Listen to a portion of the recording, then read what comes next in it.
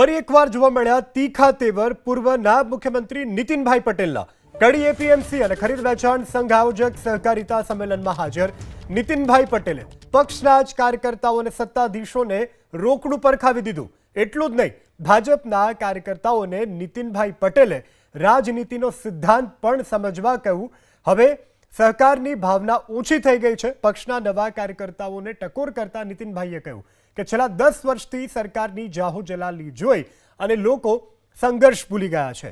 અત્યારે બધાને સત્તા જોઈએ છે, પણ કામ કરનારને કોઈ આગળ કરતું નથી। નીતિનભાઈ પટેલે સહકારી ક્ષેત્રમાં થતા ભ્રષ્ટાચાર મુદ્દે પ્રતિક્રિયા આપી કે ખેડૂતોને ખબર પણ નથી હોતી અને મંડળીના મંત્રીઓ તેમના નામે લોન ઉપાડી લે છે। આ જ ભ્રષ્ટાચારને લીધે 2-3 મંત્રીઓ જેલના સળિયા પાછળ હોવાની નીતિનભાઈએ કરી વાત। અને રાજકારણનો બીજો એક સિદ્ધાંત કહું, બધાને સત્તા જોઈએ છે। સત્તા ઉપર બેઠેલાને જ બધા આગળ કરે છે, કામ કરનારને ઓછા લોકો યાદ કરે છે। એ માર ખાધો છે, લાકડીઓ પોલીસની ખાધી છે, ટીયર ગેસના સેલ ઉપર બધાએ આંખોમાં પાણી લાવી દીધું છે। અમારા જેવા તો જેલોમાં ગયેલા છે, કેટલાય કેસ મારા ઉપર હતા। એટલે હું કઈ રાતોરાત આ છેલ્લું ટાઇટલ દેખાય કે નાયબ મુખ્યમંત્રી એટલે જાણે હું જન્મ્યો ભણીને બહાર નીકળ્યો એવો સીધો પક્ષે મને નાયબ મુખ્યમંત્રીમાં બેસાડી દીધો એવું નથી।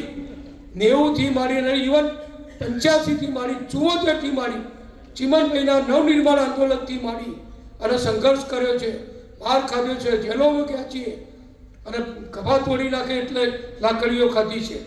એમ કરતા ધીમે ધીમે ધીમે આગળ વધ્યા। હવે શું થયું છે, થોડી તકલીફા થઈ છે।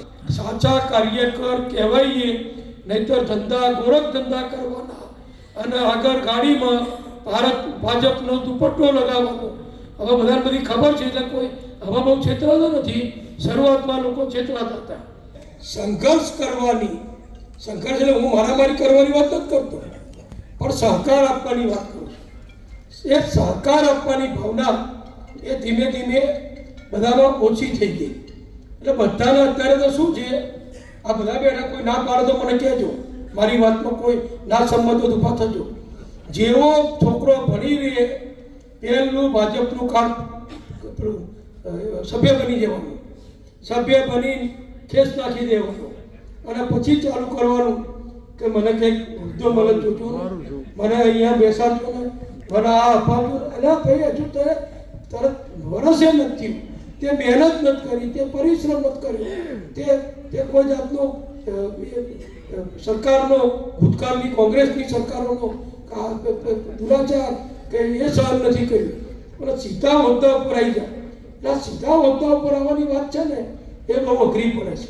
અમુક તાલુકાઓમાં પાટણ જિલ્લાના ખેડૂતને ખબર ના હોય ને એની જમીન વેચાઈ ગઈ હોય, ખેડૂતને ખબર ના હોય મંડળીના સભ્યને, અને ડિસ્ટ્રિક્ટ બેંકમાંથી ખોટા નામે લોન લઈ અને મંત્રીઓએ વાપરી નાખી હોય। આજે 2 થી 3 મંત્રીઓ પોલીસ કેસમાં જેલમાં છે। આ અંગે વધુ વાતચીત કરવા માટે આપણી સાથે કોંગ્રેસના મુખ્ય પ્રવક્તા મનીષભાઈ દોશી જોડાઈ ગયા છે। મનીષભાઈ, જે રીતે પૂર્વ નાયબ મુખ્યમંત્રી નીતિનભાઈનું આ પ્રકારનું નિવેદન, કઈ રીતે આપ મૂલવી રહ્યા છો આ નિવેદન? એબીપી અસ્મિતાના માધ્યમથી અત્યારે જે નિવેદન આવ્યું, એમને એમના કાર્યક્રમમાં કહ્યું, રાજ્યના પૂર્વ નાયબ મુખ્યમંત્રી નીતિનભાઈ ભાજપાના વરિષ્ઠ નેતા પણ છે। એમને જે રીતનો આક્રોશ વ્યક્ત કર્યો એ હકીકતમાં ભાજપા સરકારની કાંડ અને કૌભાંડમાં જે રીતે ભાજપાનો ખેસ પહેરીને કમરનો ખેસ પહેર્યો એટલે લૂંટનું લાયસન્સ મળી જાય એવું અમે વારંવાર કહેતા હતા।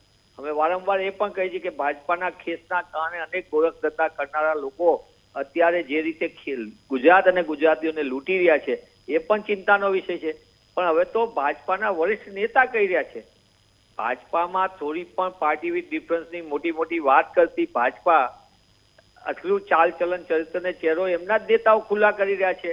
થોડા વખત પહેલા પૂર્વ મંત્રી શ્રી વરિષ્ઠ સાંસદ મનસુખભાઈએ કીધું કે ભાજપાના નેતાઓ તોડ કરે છે, ધારાસભ્યો તોડમાં ભેગા હોય છે।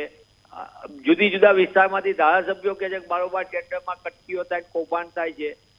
તમે ભાજપાનો ખેસ પહેરો એટલે ખનીજની માટી ચોરી, રેતી ચોરીથી માંડીને લૂંટના લાયસન્સ મળે, સાયકલ ફેરવનારો ભાજપાનો ખેસ પહેરે એટલે જેસીબીનો માલિક થઈ જાય, એટલે કે ગુજરાતની અંદર ગેરકાનૂની ધંધા કરવા હોય, ગોરખ ધંધા કરવા હોય, મોટા પાયે ભ્રષ્ટાચાર કરવો હોય એટલે ખેસ પહેરો અને એ નારંગી ખેસ પહેર્યા પછી જે લૂંટના લાયસન્સ મળે છે એ લૂંટના લાયસન્સના લીધે આજે ગુજરાત અને ગુજરાતીઓ લૂંટાઈ રહ્યા છે. અનેક પ્રકારના કૌભાંડો આપણે જોયા છે. નકલી કચેરીથી માંડીને અંદર ખોટી રીતે નકલી પોલીસો, નકલી સીબીઆઈ અધિકારીઓ ભાજપના કેસ પેજ કેવા ખેલ કરી ચૂક્યા આપણે અનેક વખત જોયું. આખી કરોડો રૂપિયાની આદિવાસી સમાજ માટેની ગ્રાન્ટ ચાઉ કરનારા કોણ?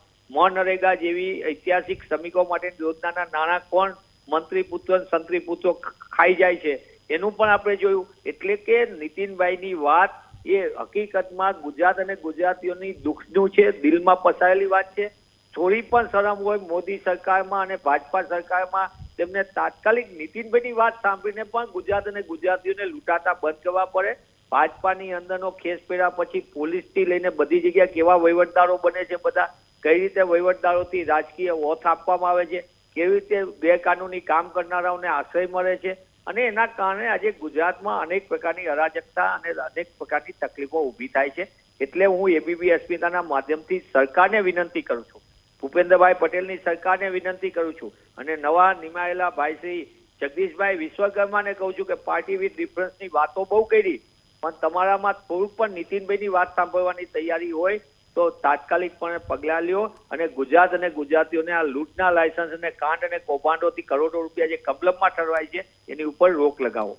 જી બિલકુલ. મનીષભાઈ આભાર એબીપી અસ્મિતા સાથે જોડાવા બદલ, વાતચીત કરવા બદલ.